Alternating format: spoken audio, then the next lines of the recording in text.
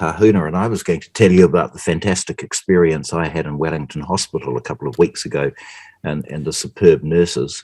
But I might just say something about I've been thinking of Ruatahuna since you mentioned it, because I went up there when I was talking to Tūhoe about the settlement involving the Uruweras, and I remember going to a meeting in the marae, and an old guy saying to me, he heard my presentation, and then he said, "So when the legislation's passed, Mr. Finlayson, who's going to own the Uruweras?" And I said, "It's not going to be the Crown." And everyone started smiling. And then I went out of the meeting. It was a fantastic meeting. Went out and saw some little kids who were certainly not physically illiterate. They were chasing after piglets around the place. And even though it's a faraway place, it's absolutely beautiful. And the people up there are so nice. So it's nice to hear that someone grew up there. It's just a beautiful part of New Zealand, very remote and very special. Mihi? Just so you know, I'm not from there, and I only grew up there till I was 5. My mum was a teacher at Huiro, and Dad worked in the bush, so that's how we got up there. But it was, I've got some beautiful memories from there, and Mum's still got lots of connections. But you're right, it's a special part of Aotearoa. You've got a couple of minutes, Chris, if you wanted to sort of add on a bit on public hospitals. Yeah, well, it was just for reasons I won't go into. I needed to spend a couple of days in hospital in mid-December, and I've been wanting to be invited onto your program so I can say this, that the nurses were superb. Outpatients was fantastic. I got my CAT scan and then had a laparoscopic thingy within hours, and the food was, people always moaning about hospital food, it was perfectly adequate. And so I think about all this restructuring and all the complaints about the health system. The health system served me very, very well, and I owe those people a lot. I can just see so nice to hear that. So nice to hear that. But like when we're looking at the inequity in health, that's the reason that some of the restructuring has to happen. The Māori Health Authority will go some way to changing some of that inequity. But I'm glad it worked for you, Chris. Yeah, well, I just can't. I still reflect on just the kindness of the nurses at 3 a.m.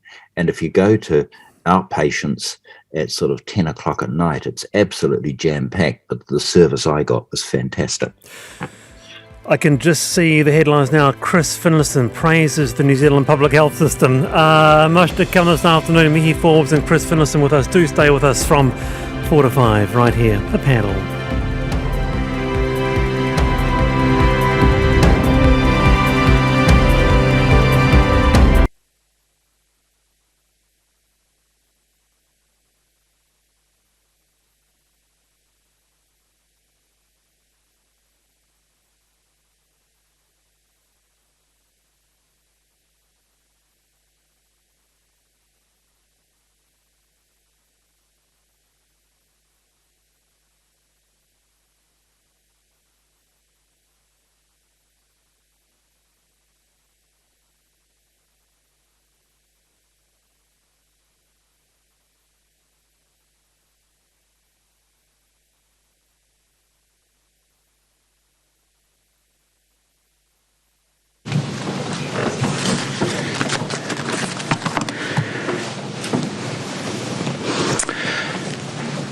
Kia ora, ngā mihi nui kia koutou katoa. Welcome to today's post-cabinet press conference. As you know, I'm subbing in for the Prime Minister today. Looking to the week ahead, tomorrow morning I will be releasing the New Zealand Income Insurance Scheme discussion document. This is the social unemployment insurance work that we've been undertaking alongside Business New Zealand and the Council of Trade Unions, and that discussion document will be released tomorrow morning. David Clark will be making an announcement around spectrum allocation in the afternoon, and tomorrow the government will also provide a vaccine update. On Thursday, the Prime Minister will give a speech outlining our plans to reconnect New Zealand with the world. Today, Cabinet met to discuss our ongoing response to slowing the spread of Omicron. While we remain in the early stages of an Omicron outbreak, and we know from global experience that cases will continue to grow, we have proven twice now that New Zealand has the right plan to get us through. We've been in the red setting of the COVID-19 protection framework now for just over a week, and we're making good progress in increasing our vaccine protection. In the last week, we have seen a 24% increase in people getting boosted. 67% of those who are eligible are now boosted. As we move forward, we must be prepared for further spread, many more cases, and in a quicker time frame over the next few weeks. The government is preparing for a move to phase 2 of our Omicron plan, as we announced last week, where we start integrating rapid antigen tests into testing to ensure a return to work program for critical businesses. To that end, today I can announce that the government has secured the delivery of enough rapid antigen tests to help New Zealand deal with a widespread outbreak in the coming months. Last week and over the weekend, the government has been in contact with a variety of rapid antigen test manufacturers. Those efforts have resulted in securing an additional 36 million tests for delivery over the next 2 months, which corresponds with a predicted rise in Omicron cases. These additional 36 million tests are on top of the 12.9 million orders already confirmed for delivery in February. Along with the 5.1 million tests already in stock, New Zealanders will have access to over 50 million rapid antigen tests in the coming 2 months. An additional 87 million rapid antigen tests have been ordered through to June, which will allow for regular and widespread testing to occur. In total, 123 million rapid antigen tests are on order, and work continues to bring these orders forward.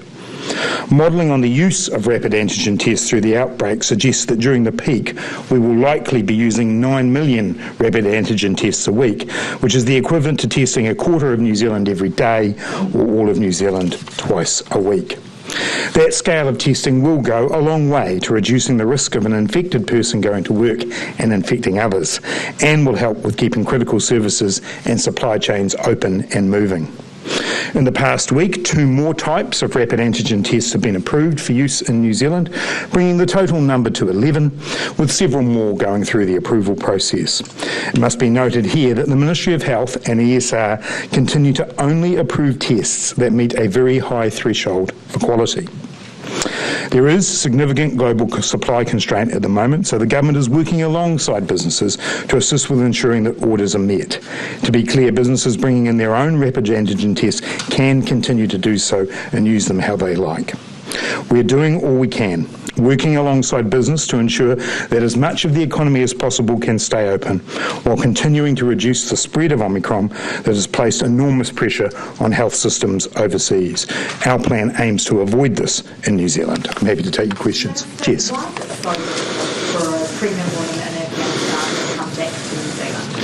Well, as Minister Hipkins said yesterday, there is a place in MIQ for the type of situation that Charlotte Bellis is facing. And in fact, there is a secured place for her with a flight arrangement alongside it that has been communicated to her today. So you've offered her a spot today? That's correct. The Ministry of Business and Innovation and Employment have offered her a voucher today, and they have a flight arrangements, which obviously I won't give out today, that they have set up with her. Is it appropriate for the government to have told publicly that she had been offered consular assistance without asking for their permission to do so? I note that Ms Bellis and her lawyer say that they're considering legal action on that matter, so I'm not going to get myself involved in that. The important point here is there is a place in MIQ for Ms Bellis, and I urge her to take it up. Just following up on that, does that send a message though that if you make a fuss and go public, you will get preferential treatment? No, it doesn't. What it sends a message is that the staff of the Ministry of Business, Innovation and Employment who have to deal with emergency applications are dealing with very difficult and challenging cases on a daily basis. They always try to make contact with people and try to make arrangements that work. That has been consistently what they have been doing over the last couple of weeks to support Ms Bellis through the application process. And in each circumstances, the specific set of circumstances that a person faces is taken into account. So in that regard, Ms Bellis is no different. Did the government ask for her permission for discussing details? putting details of her case into the public domain? As I say, I've noted in the media that Ms Bellis and her lawyers say they are considering legal action on that matter. I think you'll understand that I'm not going to involve myself in that. The situation we have today is that her case has been assessed. There is a place for her to be able to return to New Zealand, and I urge her to take it up. Minister, the Privacy Commission says a minister should only release personal information that an individual has not already made public or if the individual has clearly authorized such a disclosure. Ms Bellis has said she didn't authorize such a disclosure. So this is a clear-cut case, isn't it? You've breached her privacy. As I said, I'm repeating my answer again, Jason, but I will do it for the third time. Ms Bellis and her lawyer say that they're considering legal action around these matters, and therefore it's not appropriate for me to involve myself in them. If you want to seek further comment from Mr Hipkins, you're welcome to do that, but I suspect his answer will be very similar to mine. Yes, Amelia. Her apologies for how she's been treated in this instance. What I know is that officials at the Ministry of Business, Innovation and Employment have worked very hard to support an outcome here when Ms Bellis can return home. There are rules and criteria. There are many, many people who are trying to find their way back to New Zealand, and I have enormous sympathy for people in a number of different situations. One of the hardest things during COVID-19 has been the fact that people have not been able to come back for funerals, for weddings, for situations like the birth of children. That's incredibly tough. We've had our MIQ process in place for a very good reason. It has supported our public health response. It has avoided a number of deaths, but it doesn't make it easy for people who are at the other end wanting to come back to New Zealand. MB works hard to make good decisions here. They continually communicate with people who apply. That's what's happened in Ms Bellis's case, and there is now a place for her. Barry. Ms Bellis's lawyer is representing about up to 30 women, pregnant women, in the same situation. Are they now going to be given MIQ vouchers as well? Well, I don't think I'd accept the fact that people are necessarily in the same situation. There are specific circumstances for Ms Bellis that have been taken into account by the Ministry of Business, Innovation and Employment. I can't possibly comment on the circumstances of 30 other people. I do know that they work hard to be able to make sure that people who have emergency situations return to New Zealand. Do you feel it's a woman's right to come back to New Zealand if she's a legal Kiwi citizen to give birth to a child in this country? Well, it's a similar situation for everybody with MIQ. We all want people to be able to come back to New Zealand when they choose to, when it suits their circumstances. Unfortunately, during COVID-19, that's not been possible.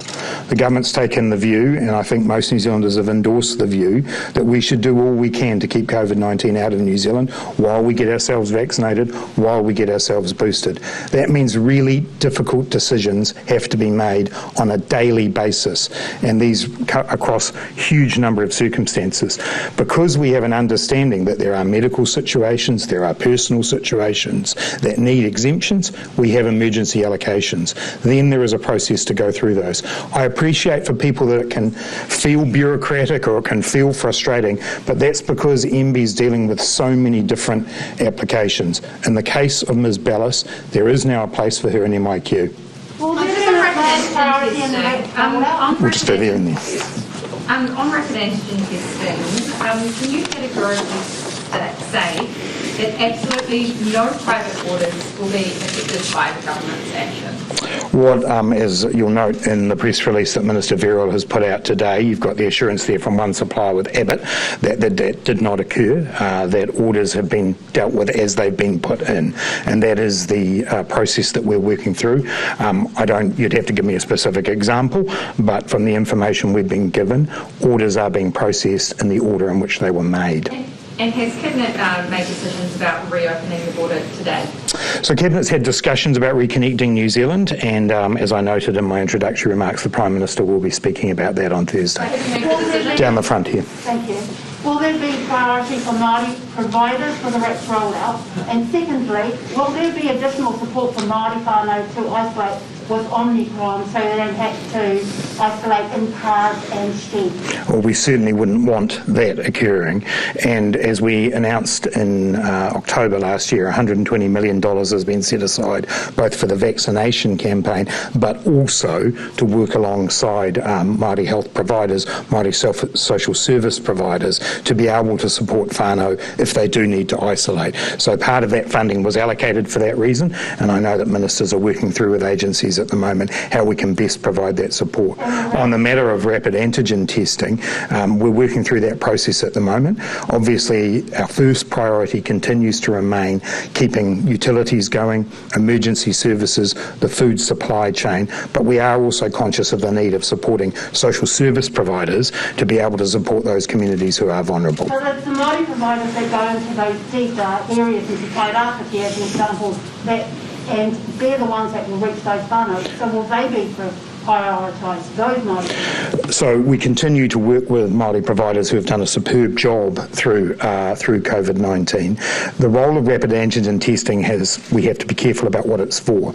And for us at this stage in the process, it is about making sure that we can manage a situation where contacts need to go to work, and therefore we use rapid antigen testing to satisfy ourselves that those contacts do not have COVID.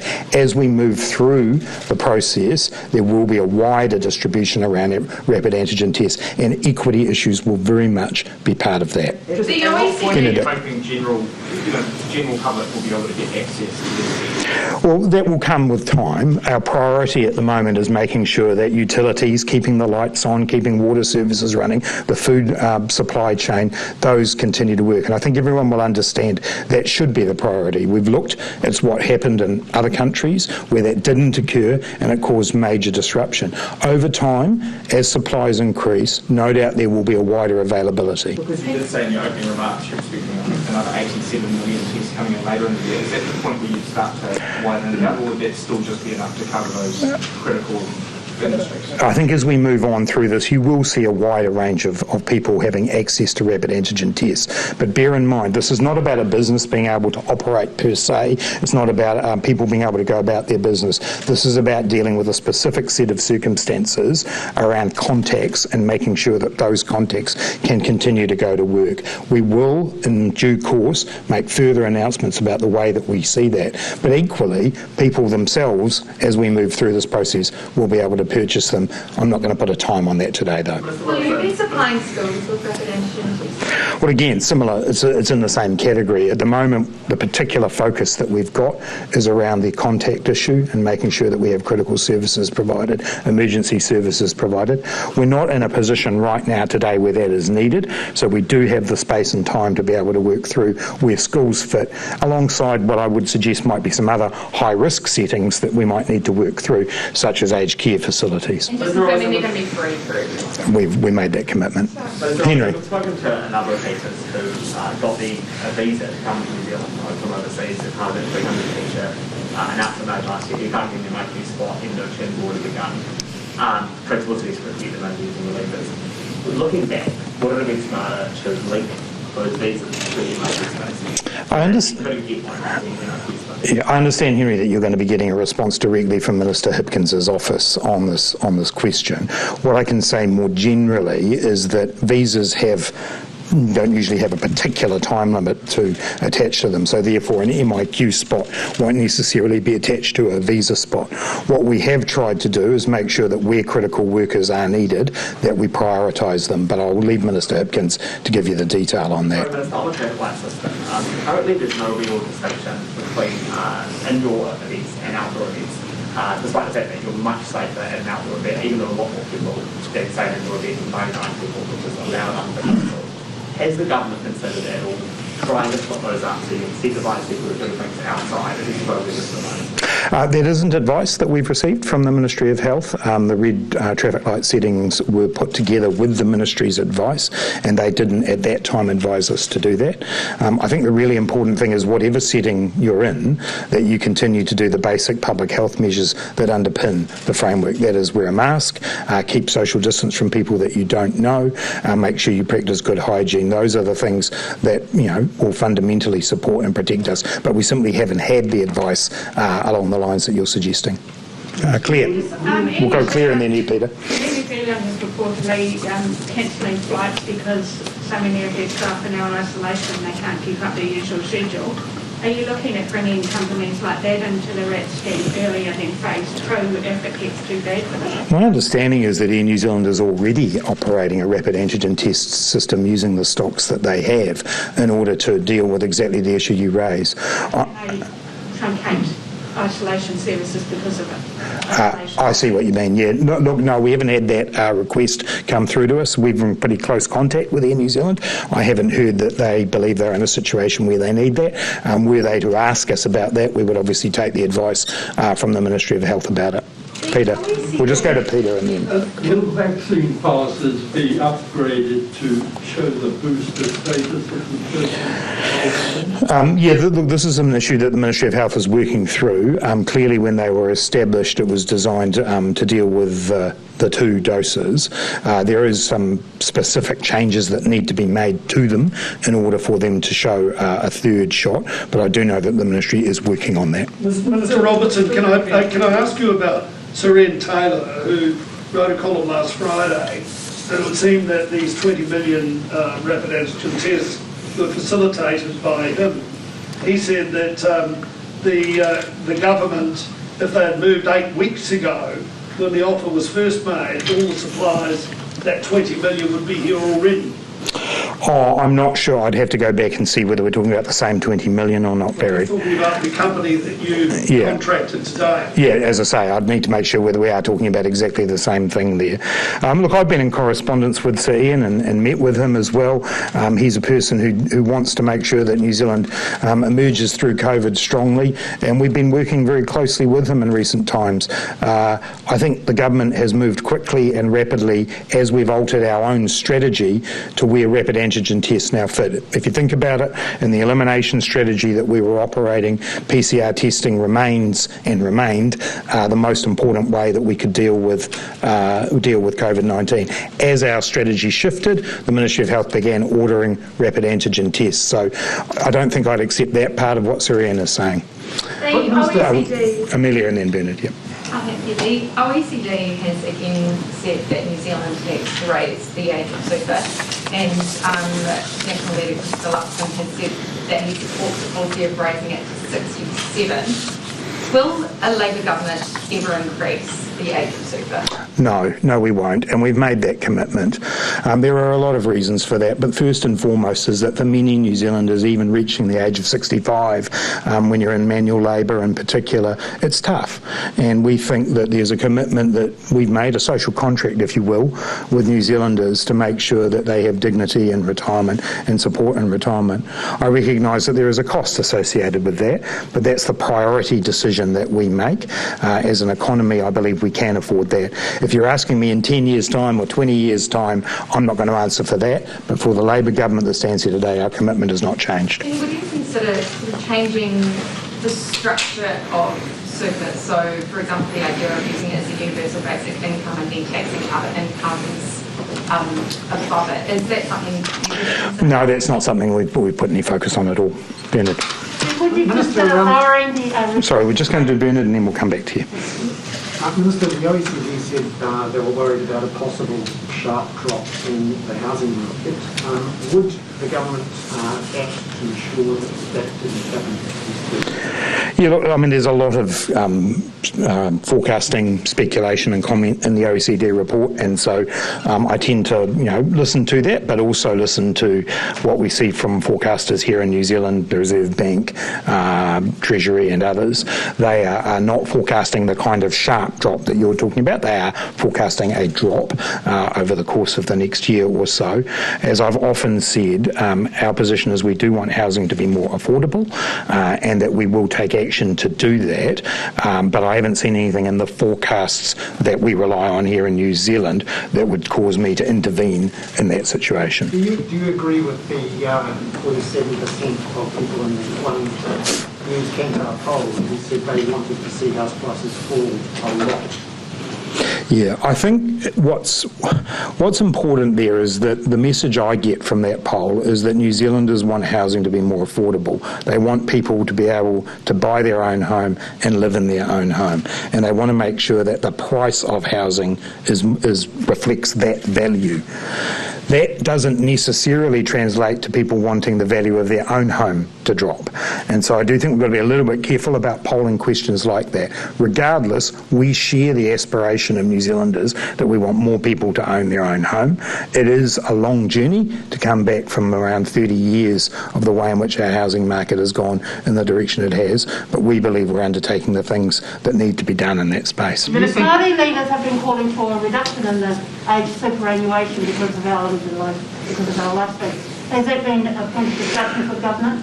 We haven't done investigation specifically into that during this term of government. Previously, when the Labour Party has been putting its policies together, we have looked at a variety of equity issues built around superannuation.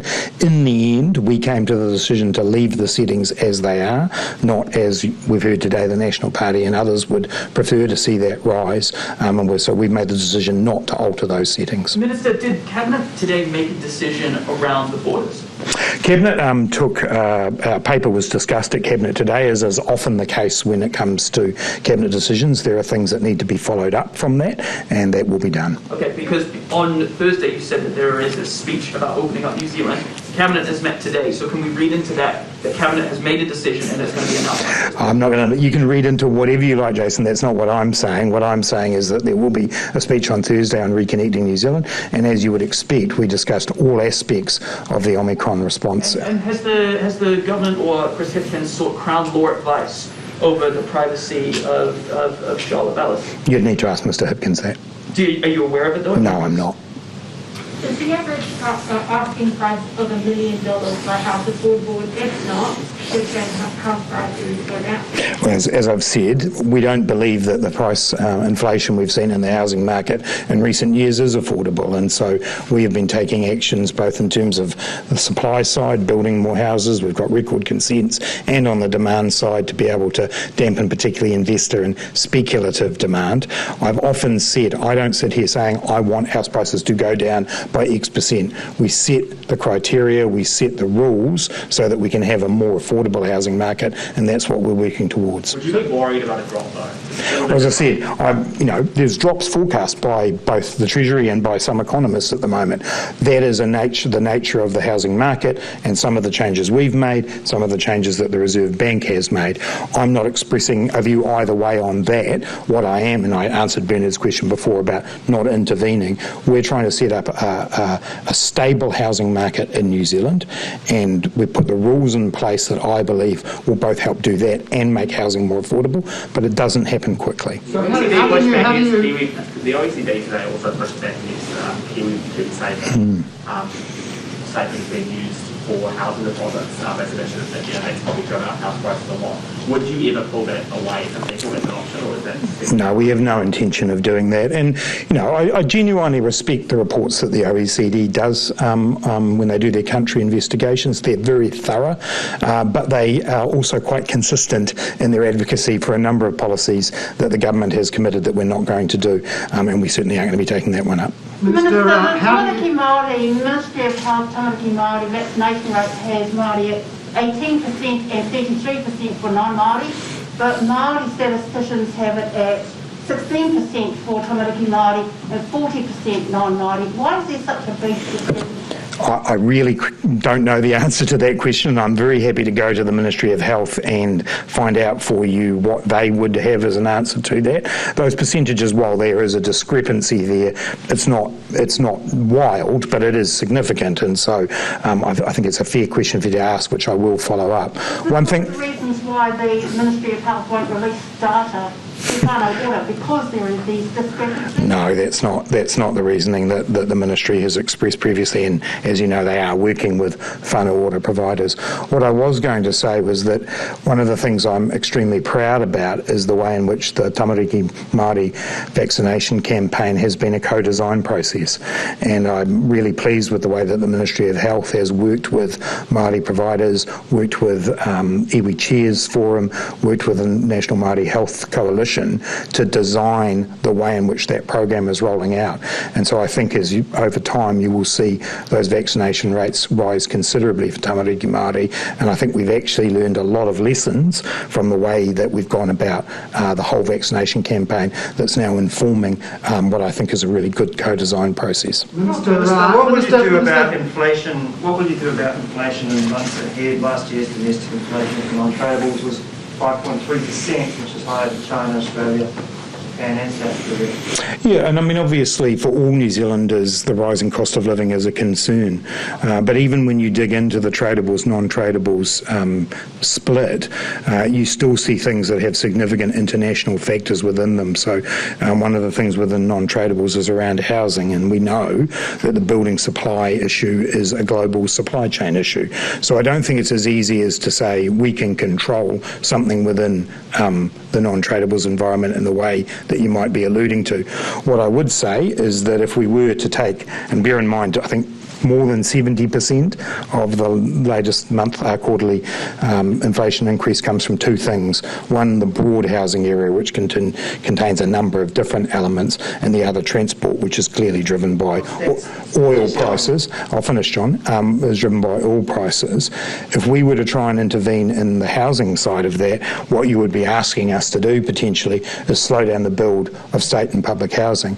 And I've stood here before and been questioned about why we're not doing more of that. So I don't think the answer lies here in the government stopping doing really important projects for the future of New Zealand. So are you saying that New Zealanders should just continue to expect this sort of level of inflation, and so for how long? Well, the Treasury's projection is that from the first quarter, the end of this first quarter, that it'll start to decline.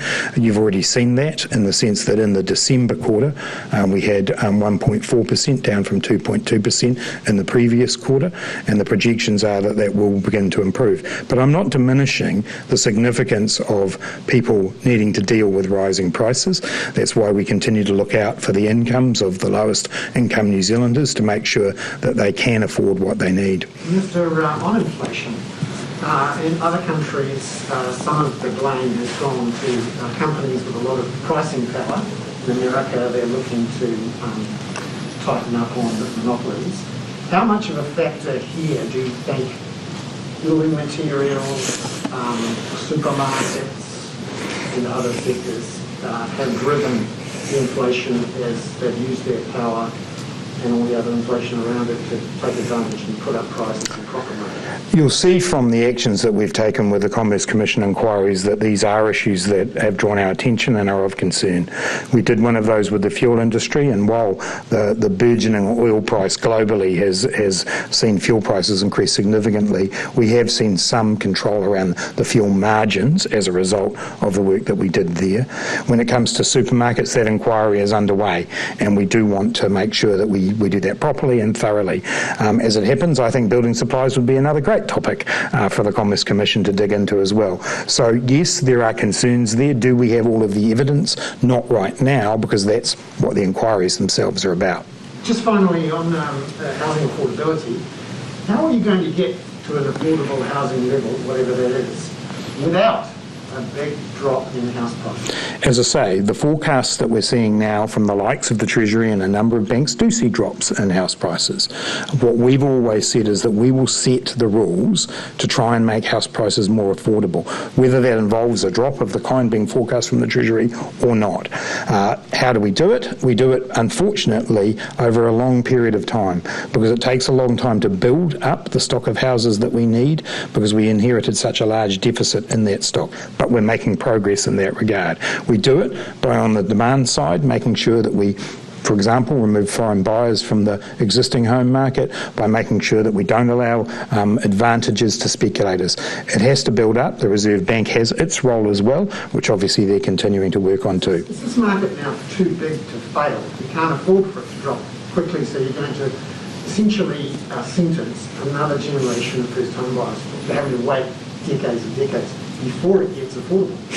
No, I don't accept that in terms of the overall premise of that. We've taken a number of actions to make the housing market more affordable. We will continue to work on those, and we will continue to make sure we build more houses. This is a problem decades in the making that unfortunately is going to take some time to solve. Yep, just come over here. Have you got an update of whether the Western Council need to get for boosters? I don't have anything to update on that today, no. How much does that play into the decision around the opening the border when you still have New Zealanders and some of them vulnerable, Pacific and Maori communities who can't get the booster as of yet? How does that play into the decision? Yeah, look, when we made the decision to push out the time in which we would move to people coming here with self-isolation, one of the big factors was to see an increase in the booster campaign.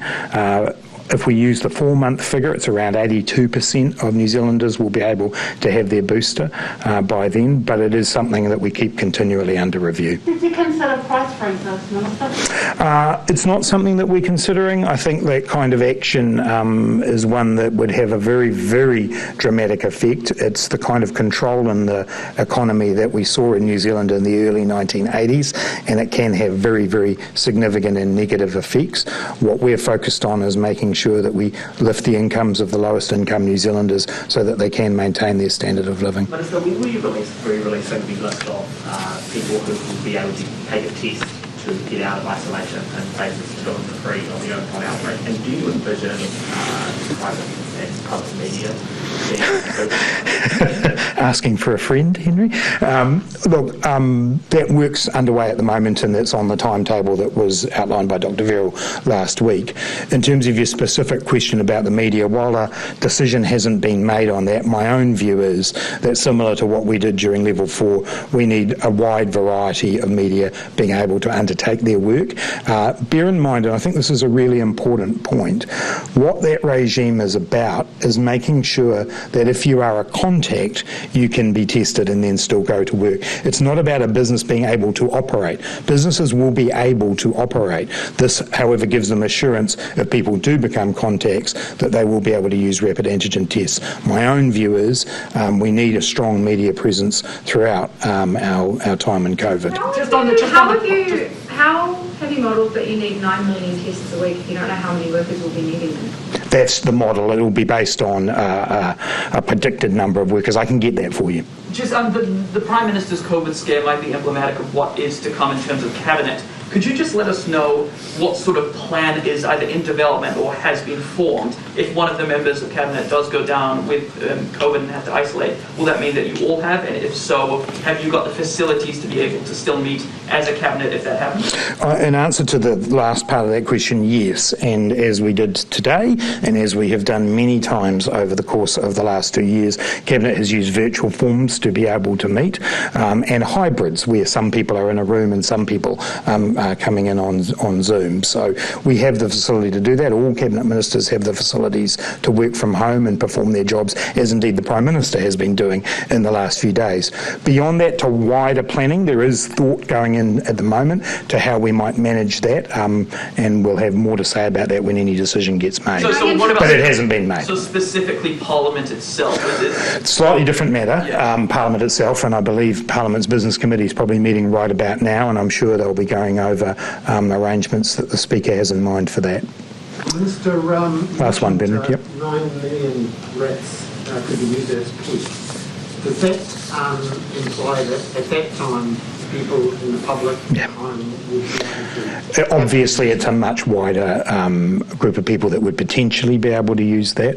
The final decisions around how we allocate those, though, will depend on the way in which the outbreak emerges and evolves. But clearly, it's a wider group of people than the more narrow critical worker group we're talking about now. And can you say at that 9 million, what sort of cases per day that would be? As I say, I'll actually go back and I'll get some more detail on that modelling for you, so that I can give it to you rather than trying to recall all of the numbers that were in the model today. John, Bernard. Sometime in the next couple of months. Can we really expect the borders to open at the same time as we have that sort of thing? Well, as I say, the Prime Minister will have more to say about the Reconnecting New Zealand program, but one of the things we've been clear all along is that vaccines and boosters ministers give us far more options and choices than we've had previously. And obviously what we know about Omicron is that for a large number of people it will be a mild to moderate style illness. For some it will be more severe. We have to design our approach bearing all of those factors in mind. I'll just finish with John. Just on Tonga, with the humanitarian communication problems there, have ministers discussed the situation and what, if any, updates can the government provide this week on support for Tonga and also support for the Tongan expatriate community in New Zealand? Well, as you know, we've continued to provide support both practically through the Defence Forces deployments up to Tonga, but also through the work we do government to government around the Tongan Aid Program. If you've got a specific question about part of that, let me know. The relevant ministers continue to talk very regularly with those in Tonga. Thanks, everyone.